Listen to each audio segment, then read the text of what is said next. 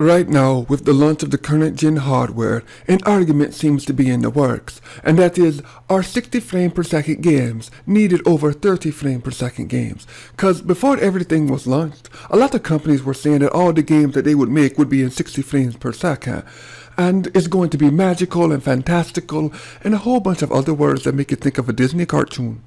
I mean, ever since I started PC gaming, most of the games I play are at 60 frames per second, but even when I play console games, it takes somewhere around a minute for my eyes to adjust back, so it really doesn't affect me much. One thing that does piss me off about the 60 frame per second argument is the developers who have to go on record and state why their games won't be in it.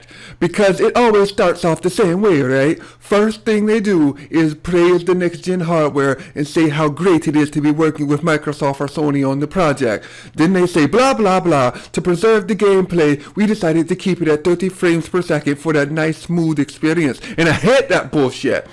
Just say that it's not as powerful as we thought it was and move on. Most people will probably still already buy your game if it is an established franchise and if it's marketed correctly. And besides, have any of you noticed that the gameplay for all the games is pretty much the same it has been since the original PlayStation? There truly is no difference in the next gen hardware with Generation 3 gameplay, because every console generation you're pretty much buying a new graphics card and a new fancy controller.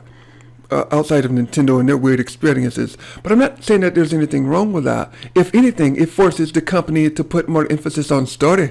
Because, well, who here is going to say that Uncharted or Mass Effect has innovative gameplay? They truly don't. But what they do have is good writing and likable characters.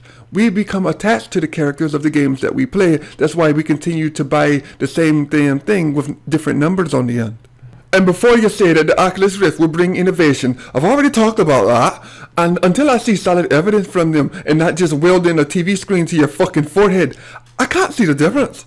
Experience in gaming has pretty much been the same for the last 2 decades, and while things like motion controls have come and gone, I still think that it's pretty impressive that companies are still trying to innovate with how we interact with our games. Granted, there are million-dollar failure stories out there, but the road to success is often littered with failures, and while every step may not be the brightest or the most stable, it is most certainly a step in the right direction.